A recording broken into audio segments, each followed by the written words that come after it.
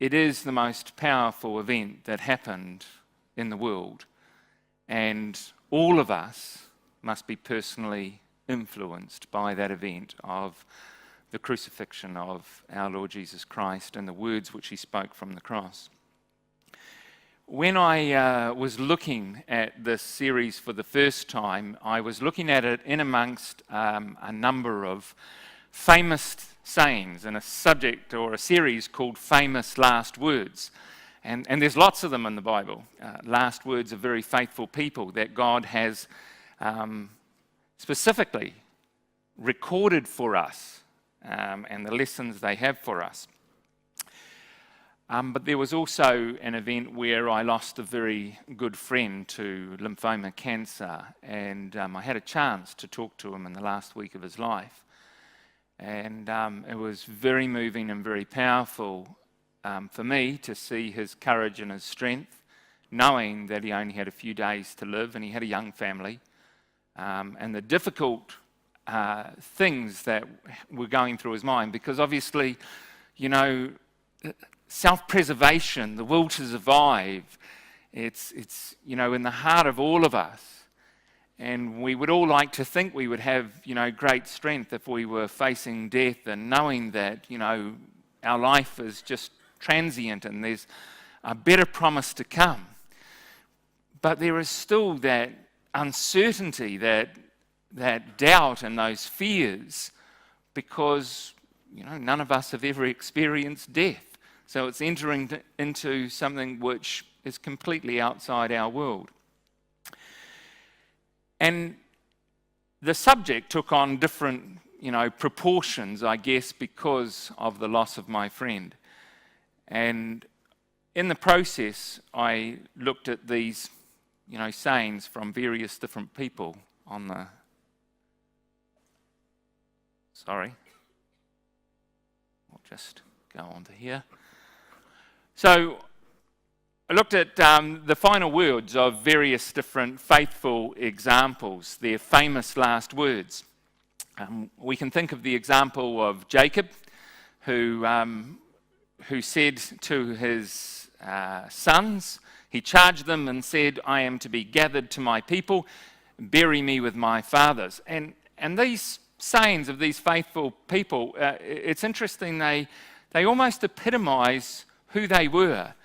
For Jacob, he lived a life in a pilgrimage which saw him leave and go down to Egypt, but it was a pilgrimage which would take him back into the land and to be buried with the patriarchs, with Abraham and Isaac, in the family plot. And in his words is, this powerful message of hope. If we look at the words of David, the last words of David, "And blessed be his glorious name for ever and ever, and let the whole earth be filled with his glory. Amen and amen." The prayers of David, the son of Jesse, are ended. And really those words epitomize what we know of David, wasn't he? He was the sweet psalmist of Israel, and he was the young boy that played the harp. He was a man full of praise and worship to God. If we look at the last words of Daniel, we see these words: "I heard but understood not. Then I said, O my Lord, what shall the end of these things be?" And of course, Daniel, who was in captivity, was yearning and longing for the time of Israel's restoration. And so in Daniel's last words is a statement of true desire for the restoration of the people and of the city. If we look at the last words of Paul, 2 Timothy chapter 4, "And the Lord shall deliver me from every work and will preserve me unto his heavenly kingdom, to whom be glory for ever and ever. Amen."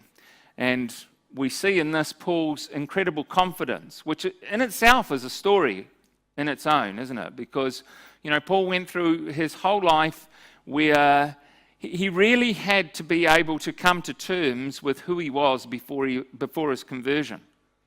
He had to be able to see himself as forgiven by the Lord, and his last words are very, very powerful as he brings to mind all of those things in his life that happened even before he was converted, and how he was a persecutor of the ecclesia.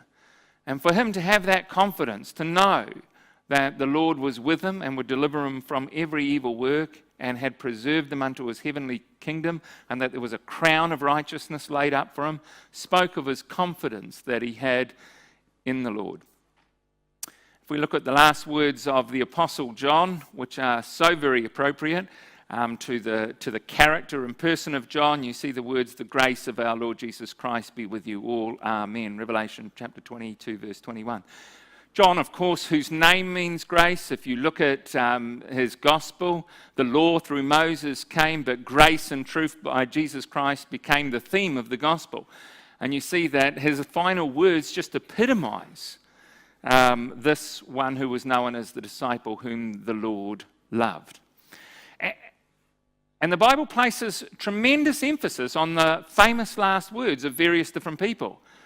On the contrast, you have unfaithful people like Cain.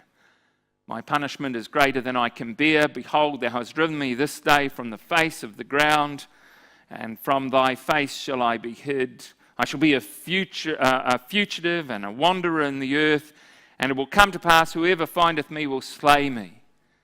Here's a man who had fear, he had regrets, and steeped in these words was unbelief. He could not believe in God's words that, "Cain, if thou doest well, sin or a sin offering lieth at the door." Cain could never see himself as being forgiven, unlike Paul, and so he saw himself as condemned, and in his final words, it epitomized who he was. It summed up his life. Judas Iscariot, very similar. "I have sinned in that I betrayed innocent blood." This was a statement of regret. It was a statement of anguish. It wasn't a statement of repentance. It was just of deep anguish and regret. And he saw himself, like Cain, as condemned. So when we look at these examples in the Bible, and there's lots and lots more, by the way, it's a really interesting study to do famous last words. I love the last words of Goliath. "I will give your flesh to the fowl of the air and to the beasts of the earth." There was just one little rock that stood in the way of that fulfillment of those words. But there's great examples of the last words of faithful people and of unfaithful people in the Bible. But none are in comparison to the last words of our Lord Jesus Christ. And when I originally did this study, I did it as a one-off study in a list of famous last words. I could never have imagined the impact that the last words of Jesus would have on my own life. And it was really the most powerful study I've ever personally done.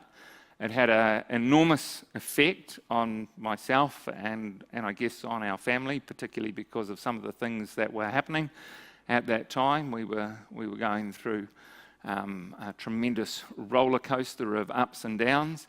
And God has a wonderful way of teaching you practically from the spiritual lessons you might be studying.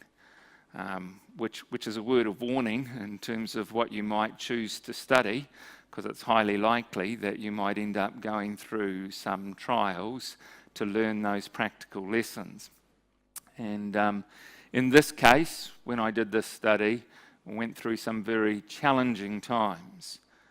But for me, it was fantastic, because in my relationship with God, in my life in the truth, I had never grown closer in terms of my relationship to God, and feeling that assurity in my relationship with God, which I probably had never felt before. All of a sudden feeling safe in my relationship with God. And it came through the power of the last words of Jesus from the cross. It was a sermon. It was his last public witness. An unusual one, really, because, crucifixion was one of the cruelest and most horrible of all forms of execution. The Greeks had devised the concept of crucifixion as a means of torture, but the Romans had taken it to another level. They had taken it to a sadistic art form. They had devised the means by which they could keep a person alive in the most amount of pain possible. And of all the forms of torture, it was horrific, but it was one of the few forms of execution which actually provided opportunity for the victim to witness, to speak. When you think about it, if Jesus had have been stoned, it's very difficult. Stephen made a few words when he was stoned, but there wasn't much of a chance to give a public witness. Jesus hung for 6 hours on the cross. He hung on the cross through the time from the morning sacrifice until the evening sacrifice, from 9 a.m. to 3 p.m. And during that time, he witnessed from the cross. He witnessed to the point where he changed the lives of people. He changed the life of a Roman centurion, which we'll look at, a hardened soldier. He changed the life of a criminal that was guilty of insurrection and murder. Changed the lives of his beloved apostle John, his beloved disciple John and his mother. Their lives would never be the same from that day forward. And the words that he spoke on the cross change our lives and are still changing people's lives. He prophesied, didn't he? He prophesied that he was going to be lifted up. He knew the form of his execution. He knew what was going to happen. And he had spoke to Nicodemus in John chapter 3, and he told Nicodemus that as Moses lifted up the serpent in the wilderness, even so the Son of Man must be lifted up. And so he knew that he was going to be crucified from an early age. And it's not the first time this appears in John's Gospel. Sorry, it's not the last time it appears in John's Gospel. Again, in John chapter 8, verse 28, Jesus said to them, "When you have lifted up the Son of Man, then you will know that I am he." And again, in John chapter 12 and verse 32, he says, "And if I be lifted up from the earth, I will draw all men unto me." He knew that his crucifixion and his execution was going to be a powerful means of reconciliation. It was going to be the means to draw all men unto him. And for Nicodemus, he had a very strong message for this teacher of the law. You see, Nicodemus was a Pharisee. He was on the Sanhedrin. He was not just a Pharisee on the Sanhedrin. Jesus called him the teacher. Art thou the teacher, and knowest not these things? It's the definite article in the Greek. You see, Nicodemus stood as probably the third highest ranking Jewish official on the Sanhedrin, known as the didaskalos, he which was to investigate the claimants of would-be messiahs that would come. And he was a man who had lived his life by the letter of the law. And Jesus turned around and said, "Nicodemus, unless you're born again, you won't even see the kingdom of God." Nicodemus was so far away from the kingdom of God. It took 3 years, but Nicodemus was eventually going to come out of darkness. The man who came to Jesus by night would eventually come out of darkness, but it took 3 years. And, I think it's a pretty powerful lesson for us in terms of our teaching of the truth. Jesus had a lot of patience towards Nicodemus. He worked with that man for 3 years. Imagine if you had a contact and said, right, because of his indoctrination and because of his background, it's going to take 3 years to actually convert him. Let's work on this process for 3 years.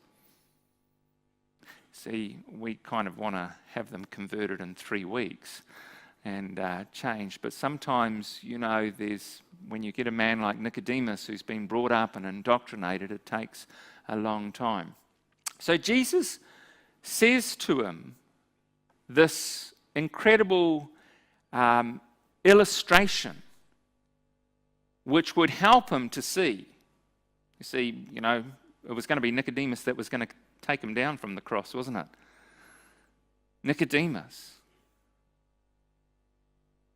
as Moses lifted up the serpent in the wilderness, so must the Son of Man be lifted up. It would be Nicodemus that took him down from the cross. And Nicodemus was going to see very graphically what Jesus meant 3 years later when him and Joseph of Arimathea took that body down from the cross, and the fullness of what Jesus was saying in John chapter 3 suddenly came to light. But obviously this lesson is so important in John's gospel because 3 times Jesus makes mention of the fact that it's as Moses lifted up the serpent in the wilderness. And so I wanted to start by just looking at this background in Numbers chapter 20 and 21. Because the story of the serpent in the wilderness comes from Numbers chapter 21. The time when, of course, the children of Israel at the end of their wilderness wanderings grumbled again. It's worth, though, just noting the lead up to the events. So when you go through Numbers chapter 20, gone too far. When you go through Numbers chapter 20, here's the list of things that happen in Numbers chapter 20. We find that in verse 1 of Numbers chapter 20, Miriam dies. She was like the matriarch of the nation. She was the one that sang the song of Miriam in Exodus chapter 15 about the destruction of Egypt and led the choir. And it would have been a very powerful time in the nation of Israel and a very sad time when Miriam passed away. And then the events at the waters of Meribah. Of course, when the children of Israel complained and groaned because they had no water, and Moses and Aaron were told to go and speak to the rock, and instead Moses smote the rock. And as a result of that, Moses and Aaron were disqualified from leading them into the land of Israel.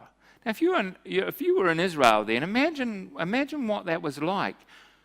Moses and Aaron have been disqualified from leading us into the land of Israel. It was very disheartening for them, wasn't it? And then, of course, we find that Aaron is told that he's going to die in verse 24 of chapter 20, and that his office is going to be passed on. So what happens is Aaron is stripped of his garments, and he dies. You know, this was their high priest. This was their religious figurehead. He was the man, the only man that was able to enter into the most holy place once a year. No one had ever gone in there. Aaron was the man that was allowed to go in. He represented the prayers of all the people, and now he has died. And he's been stripped of his garments. And so in chapter 21, it says in verse 4, when they journeyed after a 30-day funeral, and they mourned for Aaron for 30 days, and they journeyed on from Mount Hor, it says in verse 4, the soul of the people was much discouraged because of the way, and they whinge again. They go and speak against God and against Moses and says, why have you brought us out of Egypt to die in the wilderness? There's no bread and there's no water, and our soul cannot stand this bread. Sick of it, you see. They had the same diet every day. They couldn't have anything different. You know, sometimes when you travel around the world, you'll see that. You go to Pakistan and India and places around there and Africa, and they manage to mix up the rice a little bit and change the flavour of it a little bit, but most of the time they have the same meal every day, and most of them are pretty happy. We live in the Western world where it's all about culinary delights and what we're going to excite ourselves with every day, consumed with the ideas of food and all its importance. God gave them the same food every day to sustain them. And they moaned and groaned. And so it says, of course, that when they moaned and groaned, God, it says, sent to them these fiery serpents. And these fiery serpents went around and bit them. And it says many of the people died. In fact, I think this is how much of the unfaithful died from the time of those that were 58 years old and above, who were the faithless when the 10 spies went in to view the land. Why was it? How did God cull them off? Well, it was this test, because there was another test that God gave to see if they were still faithless at the end of that 38 years. And they were still faithless, because God gave them this test which said, when the serpents bite, all you have to do is look at that serpent on the pole that Moses put up there and you will live. It was easy, wasn't it? But you see, it was completely outside anything that had ever happened under the law. Because when the nation sinned or a person sinned, there was lots of work you had to do in order to be made right before God. You had to go and get an animal. You had to prepare a meal. You had to work. You had to present that to the priest, who then had to go and make an offering. And if it was a national sin offering, it would be a bullock. And there was all sorts of ritual which went around that, and there was lots of work involved. There was no work. You didn't have to do anything. It was completely outside anything that had ever happened in the law in terms of reconciliation for sin back to God. Because it pointed forward to something greater. Of course, it pointed forward to the time when they would be saved by grace and not by works. And you sort of wonder why so many people died, don't you? You sort of wonder why so many people died when all they had to do was look up at this serpent on the pole. But you know, it's easy when you think about it like that all you have to do is look up. But can you imagine? My sister-in-law's brother went for a walk yesterday and sent us a little video of this enormous snake that was walking in the path. And I can imagine these are fiery serpents, it says. So they were probably really quick. Get the idea of fiery, fast, and lethal. Absolutely lethal. So you imagine if you're bitten, all of a sudden you're bitten, and you can feel it going straight into your respiratory system. It'll attack straight into your bloodstream. It'll suddenly start constricting your breathing like you've got asthma, not dissimilar to what happens to a person when they're crucified. Breathing becomes very difficult immediately. And you can feel it attacking right through your body. And you can feel your chest constricting as the venom suddenly attacks. Now, the record says when they were bitten, they were to look up. Now, can you imagine for a moment that you're there and there's all these serpents? Say you've got a family with young kids, a father with young children. Can you imagine that? Serpents there. What are you doing? Where are you looking? Will you be me? I'm looking to try to avoid that serpent. I'm looking down. That's where I'm looking. And I'm doing this dance to try to prevent the snake from attacking me. And Moses put a serpent on the pole and said, if you're bitten, don't look down, look up. Now can you imagine the father saying to the kids, don't look down, don't look down. But Dad, it's bitten me, don't look down.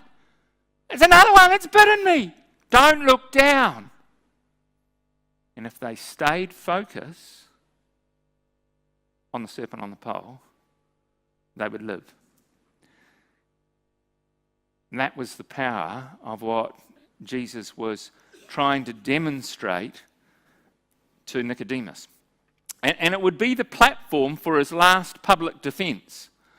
And so the very same word is used in Isaiah chapter 11. And that day there shall be a root of Jesse that shall stand for an ensign. That word for ensign is the very same word which is used for the serpent on the pole, nasai. It's the same word. It means a banner, to lift up the serpent as a banner for everybody to see.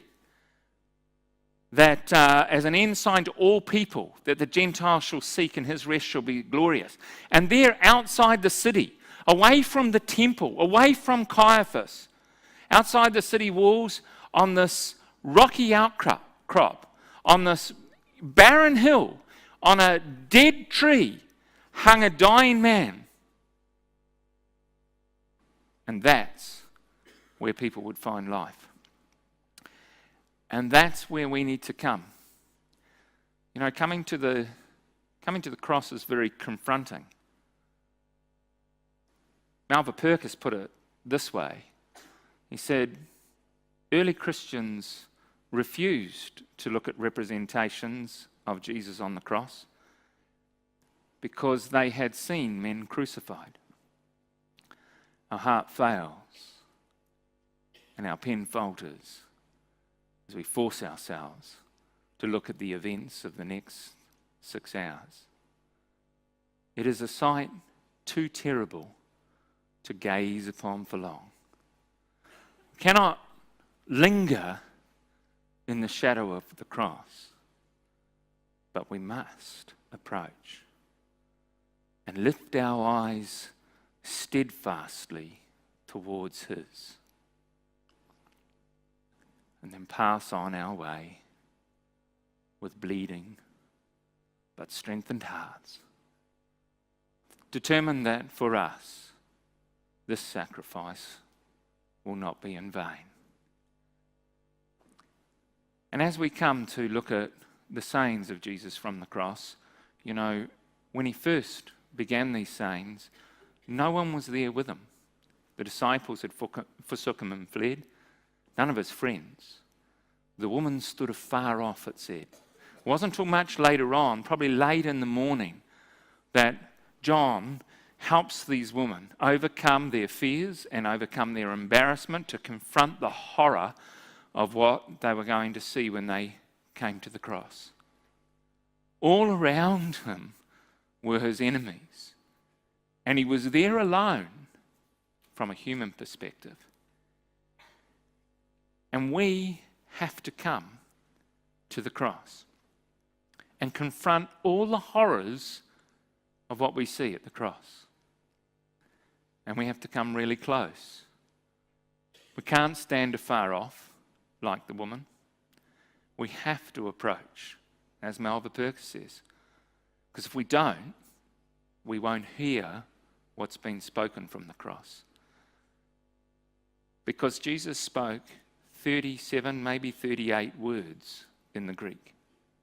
That's all he spoke. Just 37, 38 words from the cross. Just a handful of words. But words that changed the lives of so many people. And when you look at the words from the cross, there is a construction about them. There is a pattern about them. There's a lesson. Father, forgive them, for they know not what they do. Verily, I say unto thee today, shalt thou be with me in paradise. Woman, behold thy son. Son, behold thy mother. Eli, Eli, lama sabachthani. I thirst.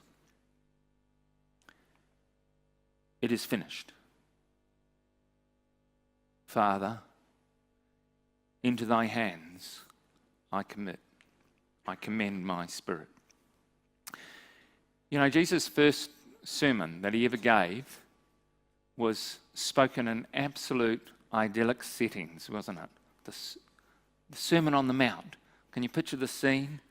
The green rolling hills, the Sea of Galilee in the background, crowds coming up to him. He was a man in his prime. It was the beginning of his ministry. He was 30 years old. And he stood up and he spoke against these Jewish concepts of legalism and obedience, that if you stayed within the confines of the letter of the law, somehow you would be all right and right with God. And he spoke all these ideals, concepts of obedience, that if you are like God, there is no need for law at all. No need for any law. See, if you love your neighbour And Paul picks this up in Romans. If you love God with all your heart, soul, and mind, and your neighbour is yourself, you don't need to be told, thou shalt not kill. Be the furthest thing from your mind. You don't need to be told, thou shalt not commit adultery. You're driven by a positive influence of love and service, not by being told from a negative point of view what you should or should not do. And Jesus spoke these ideals, and it was like his first political speech, a revolutionist. And he spoke, hundreds of words at this time in this ideal setting. It's like his inauguration speech. You think about the leaders of today, the powerful leaders of the day, and the inauguration speeches and the promises they make, and how well they hold those promises. And one doesn't have to look too far. I mean, we've got elections going on at the moment, and, all these political parties are just full of promises. Most of them they break within a few weeks. And it doesn't take long for other politicians to dig up the dirt on them and to find something against them. 3.5 years later, Jesus gave his final speech. No one, not even the Jews who hated him, could gainsay what he said in terms of his way of life. No one could challenge him that he didn't live to what he preached. He gave these idealistic statements about how a person should live before God.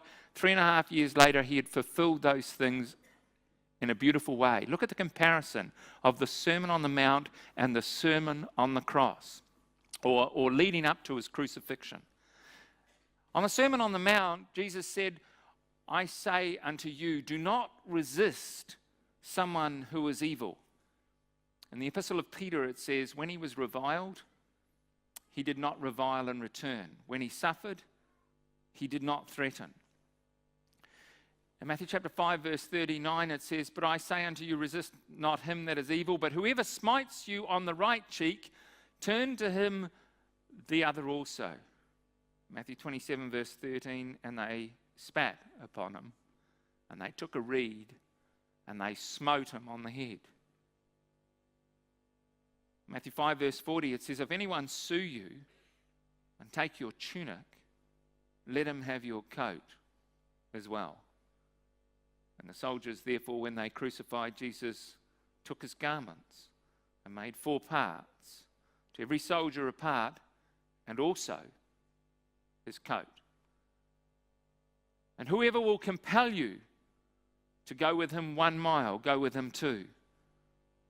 And they found a man of Cyrene, Simon by name, and him they compelled to go on that journey to Golgotha, bearing his cross.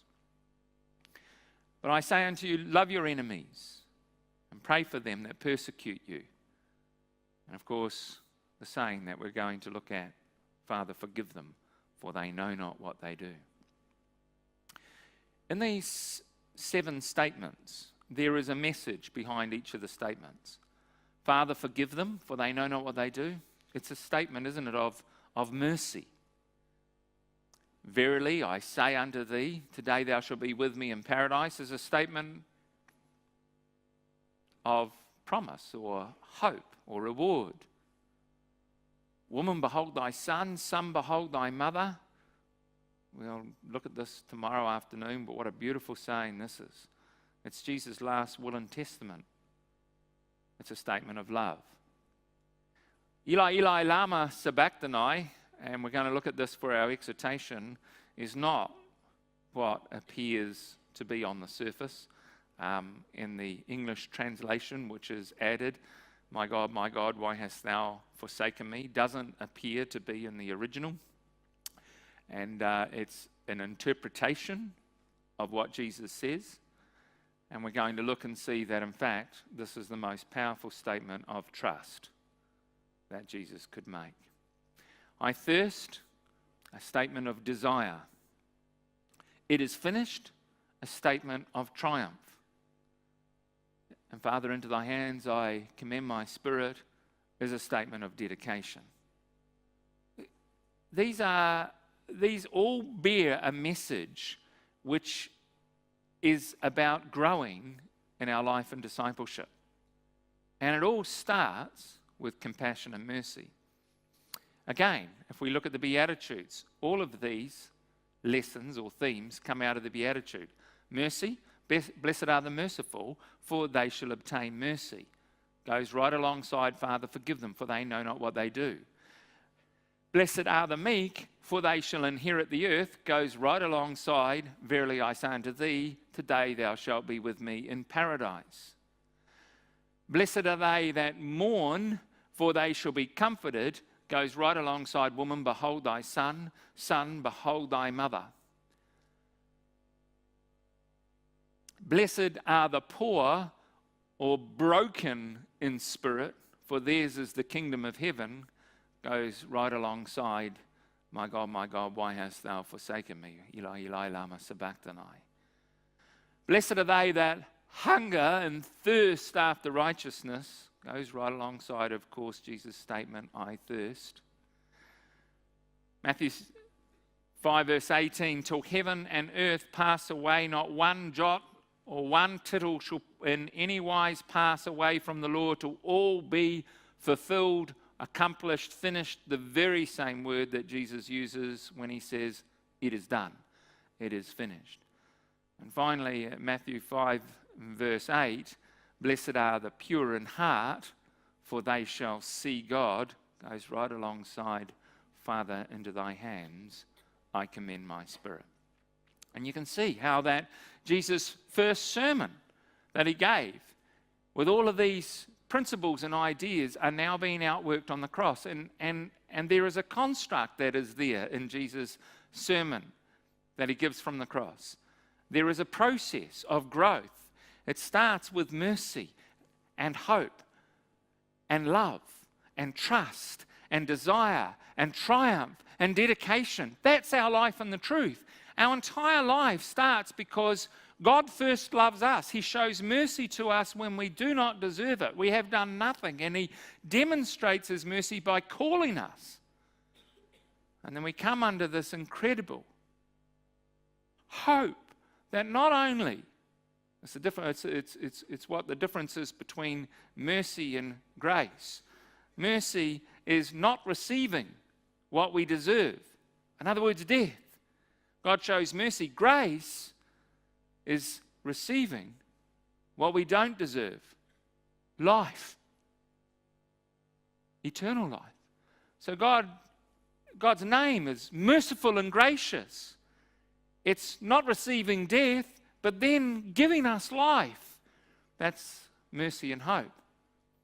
And as we come to see the way that God works in our life, then we can demonstrate that to other people, and it ought to outwork. If it doesn't, we haven't learned those first two lessons. If we haven't learned those first two lessons of mercy and hope, it will never outwork in love. It'll never grow. But if we do learn, then there's that spiritual growth which is manifest in fruits. Fruits which are shown by love, trust. You know, I believe that God will put every disciple into a situation where at some stage in their life he's going to take away every vestige of human deliverance or human solution to the problem that you might be facing. And everyone has to go through that. And I'm sure, you know, when I've talked to people that they've been through this situation, when they go through and they might have been praying for a situation, something that seems absolutely hopeless in their life, and they've prayed and it just seems to get worse and worse. It doesn't get better, it seems to get worse and worse. And when there's no answer, when there's no solution, then all of a sudden, that's when you truly break and you truly pray. And then it's as though the answer comes in an instant. As though God's really waiting for us to actually let go, To actually let go of every solution that we might have. And it's happened, twice since I've done this series. That's what I said, be careful what you do when you study. On 2 occasions, God's put me through this situation where He's torn away every answer of human deliverance that I might have and put me into this situation. And I don't know why, but, I pray and I get the answer, and then I go and do the same thing over and over again, where I've always got an answer or a solution to my problem, and I have to leave it right to the very end before I let go and pray to God. I wish I could do it just all the time, but I think that's, just the challenge that we face in our relationship as we grow in the Lord. Well, the first saying, Father, forgive them, for they know not what they do, in Luke chapter 23 in verse 34. What brought about this saying?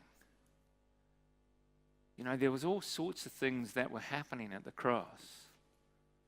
There were the Jews that were gathered there, and they were taunting Him and mocking Him. He saved others. Himself He cannot save. If He's the Son of God, what's He doing up there? He trusted in God that He would deliver him. God's forsaken him. That's what it is. God's forsaken him. And they threw it in His face. And there was the brutality that had happened in the whole process of the crucifixion. And then, of course, there were the Roman soldiers there. What was it that brought about this saying? It's really interesting when we look at this verse in Luke chapter 23, because we can see that what Jesus was witnessing from the cross. And we almost missed that second part when it was read to us in verse 34. And Jesus said to them, Father, forgive them, for they know not what they do. And then it says, and they cast lots to divide His garments. So what's transpiring in front of the cross is this scene of them parting His garments and gambling over His clothes. And there's an echo that goes through the story in the Bible to the story of Joseph, isn't there? Because wasn't it the same thing that happened with Joseph? Those were the garments that separated Joseph, that caused so much jealousy amongst his brethren and caused them to rise up and kill him. Genesis 37 verse 3, now Israel loved Joseph more than any of his sons, because he was the son of his own old age, and made him a robe of many colors. But when his brothers saw that their father loved him more than all his brothers, they hated him. Isaiah chapter 11, it says of Jesus, there shall come a branch, and righteousness shall be the girdle of his reins. You see, it was his righteousness and his relation that he had with God which the Jews hated him for and caused so much jealousy, and was the reason they were crucifying him. It was the special relationship he had with his father, just like Joseph had a special relationship with God. And just like with Joseph, and they took Joseph's robe and they slaughtered a goat and they dipped the robe in the blood, and they sent the robe of many colors and brought it to their father and says, we have found this, please identify if it's your son's robes. It was the garments which were laid up as a witness before the father at the betrayal that Joseph faced from his brothers, and his murder, as it would seem. But of course we know that's not the end of the story of Joseph. Joseph is such a remarkable story when you consider him in light of this first saying from the cross. Because, forgiveness is not natural at all. It's not in human nature to forgive. The heart of man is desperately wicked. And it's not in our natural nature to forgive. In fact, when you think about the Genesis account, you see forgiveness from God's perspective very early on in the piece with Adam and Eve, in the providing for them coats of skin and providing for them hope and as a way back to the tree of life, and setting cherubim there, and obviously an order where they could bring offerings to God. So he didn't just finish with Adam and Eve, he showed compassion. But you don't find forgiveness. You really find forgiveness in the Genesis record of man forgiving man or woman. There's the opposite, of course, revenge. Cain rose up, Simeon, Levi, Jacob, Esau. Continuously you see these accounts of revenge. It's not till you get to the end of Genesis that you have absolutely the most remarkable account of forgiveness.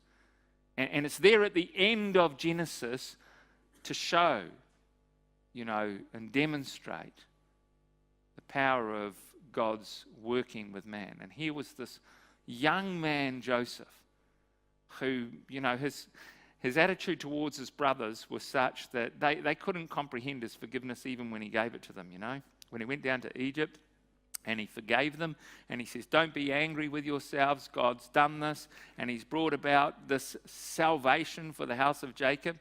Do 17 years later when Jacob died, 17 years, they turned around and says, now he's going to want to kill us. Dad's dead. He hated us all the time. He didn't really forgive us. 17 years they never really believed that Joseph could forgive them. Why? Because they couldn't have done that. It wasn't in their character to have done such a thing. And so they struggled with the comprehension that Joseph could have done this. And one of the most powerful verses to me in the whole of the Bible and the story of Joseph, and let's have a look at it, because I think this is the story of the first saying from the cross. In Genesis chapter 43.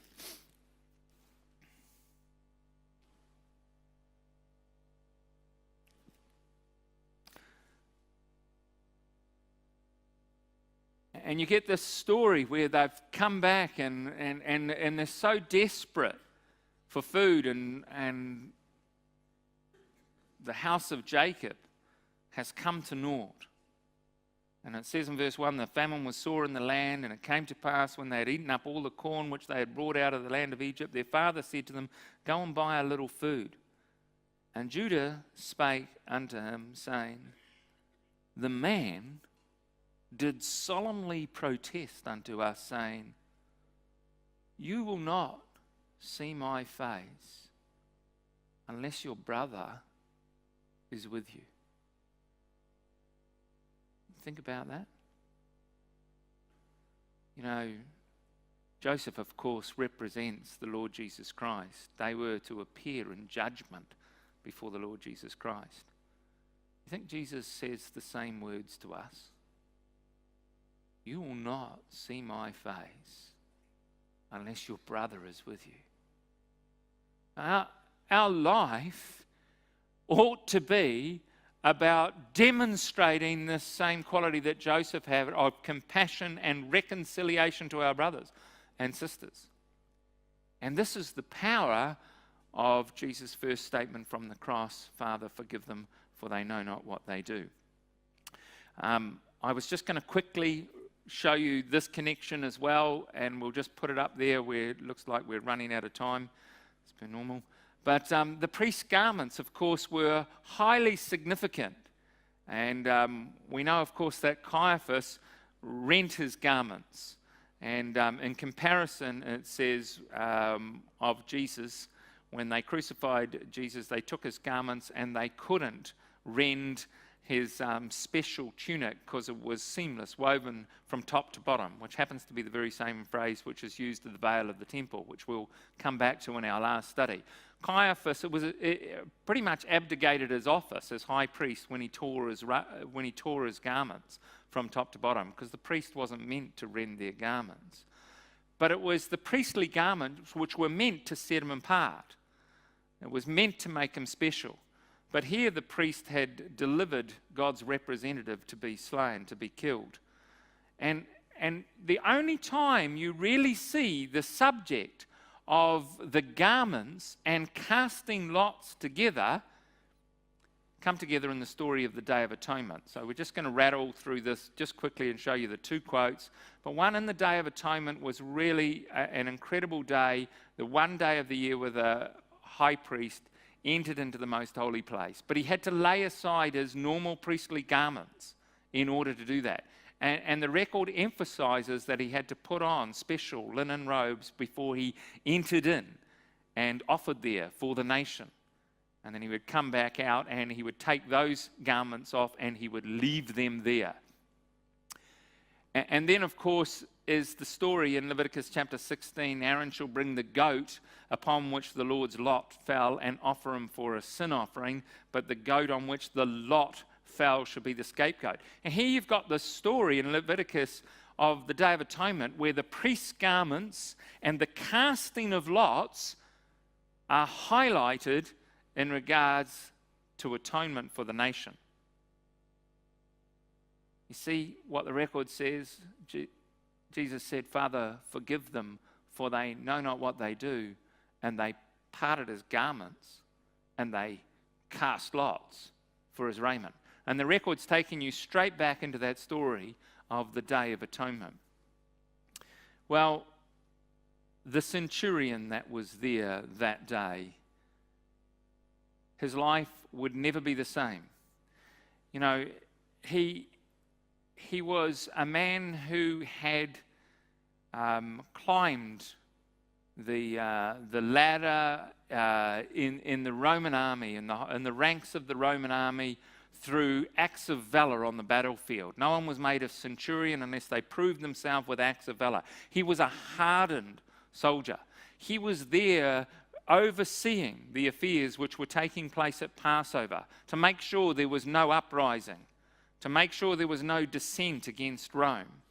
He had been there responsible for the scourging of the Lord as the Roman centurion leading that band.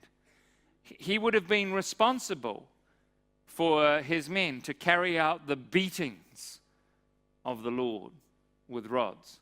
He had joined in with the soldiers, no doubt, early on in the piece with the mocking of this man, because the soldiers also, it says, mocked him. But he had also witnessed a farcical trial that night. He'd seen a trial which should never have been conducted at night anyway, but a complete farcical trial with, witnesses which had to be brought up at the last minute and corroborating testimonies. And he had seen all of that. And he had heard the charge that Caiaphas said, where he said he made himself the Son of God. And he witnessed the challenge of the people to save himself if he's God's Son. If he's God's Son, save yourself. And now he hears these words, Father, forgive them. Now, can you imagine, for this Roman soldier who had seen it all, he had probably been responsible for many crucifixions and executions. Hardened man. And he had seen it all. He had seen the pain and the anguish and the cries that would come from the cross, the cursings that would come, the bitterness and screams of pain that would come as these poor souls were lifted on these horrendous poles to be crucified. And he had seen all of these things before.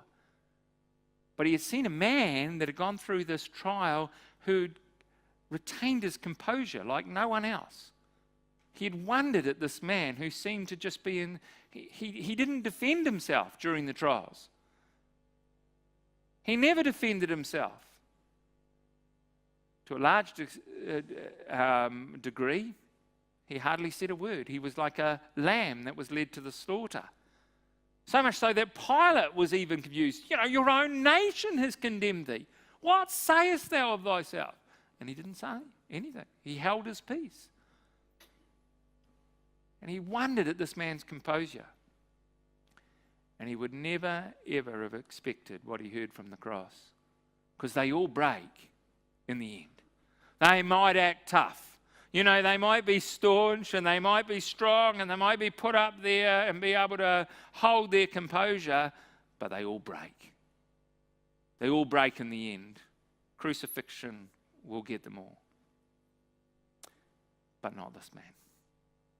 And the first words that came from his mouth, Father, forgive them, for they know not what they do. And Jesus' words from the cross obviously had a huge influence on this centurion, because later in this record he was to say, truly, this was the Son of God. And he was also to say in Luke chapter 23, verse 47, truly he was a righteous man. Both of those testimonies from this centurion was against the Jews, wasn't it? They said he claimed to be the Son of God. Now this Roman is making a public declaration, not just against the Jews, but against Rome as well. Because in saying he was a righteous man meant that he had been unjustly crucified. And that was a challenge to the Roman authorities. This was a public testimony that this man was making. Well, we're going to have to wrap this up, and we'll probably pick up a little bit of the real exhortation behind Jesus' words that he says in regards to this statement of forgiveness. But in our own life, everything in terms of our relationship and our development to God starts with forgiveness. It's where it has to be. And one of the greatest enemies of forgiveness, of course, is blame. Playing the blame game. Right from the very beginning, the Garden of Eden, wasn't it? God said to Adam, who told you you were naked? Oh, it was the woman. She, and then the woman, oh, it's the serpent. He didn't have a leg to stand on, of course, but so terrible. But the blame game, the problem with blame, of course, it's directly adverse to accountability. And Jesus' words from the cross are given that all might become guilty and all might become accountable. It was a universal prayer. And we need to feel the power of that prayer. We need to feel that individually and personally to see what that truly means. Because unless we've seen the power of forgiveness in our own life, there is no growth at all. There'll be many people that have gone through their life in the Lord that will come to the end and say, Lord, have we not done many wonderful things in thy name? And he will say, I don't know you. Depart from me. What's the difference? What's the difference? It's the person who sees and understands what has been done for him, what this crucifixion truly means for him. And the only way to do that is if we approach the cross. I want you to imagine approaching the cross. I want you to imagine the scene. Can you picture that scene personally, individually? Imagine you're there on your own. And imagine the scene of the cross that's there. You're seeing all the people round and all the noise. And you see these poles being put up in the distance. And you hear the noise and you want to venture forward, but you're too scared to venture forward. There's something that's holding you. It's horrendous. The scene's horrendous. But you're compelled to go forward regardless. And as you move forward, you hear the pain and the anguish, the cursing of the thieves on either side of Jesus. You hear the people taunting him. You see the Roman soldiers laughing, and you see them parting the garments. And you move closer and closer to the cross. You're compelled to go there. You're compelled to confront that man on the cross. And as you get closer, you can't even look up. The scene is so horrific. You don't want to face what's there, but you can't turn away. You want to run away, but you can't. You're just compelled to move closer and closer. And your head's down.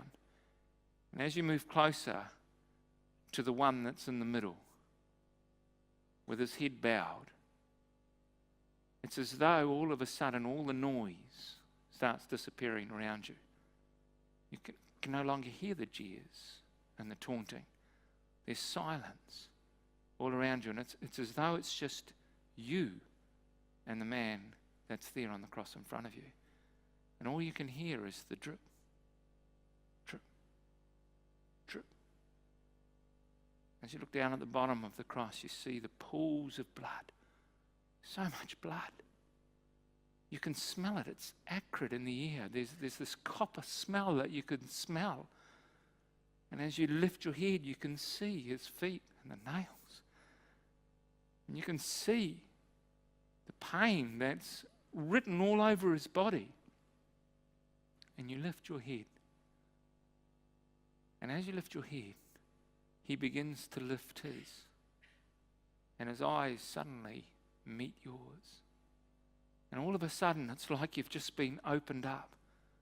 It's like, he can see straight through you. He knows your very thoughts. He knows what's right in your heart, your deepest, darkest secrets. And you just want to disappear. You feel so exposed. It's him being crucified naked on the cross, but it's you that feels so exposed because he can see straight through you. And as you look into those eyes, you suddenly see that instead of judgment, he knows you. You know that if anybody else could see into you like he could, there would be judgment. But there's no judgment. He looks at you, and there's a tenderness, and there's a sincerity, and then he says something that you just cannot comprehend. Something that makes your heart completely stop. He says your name.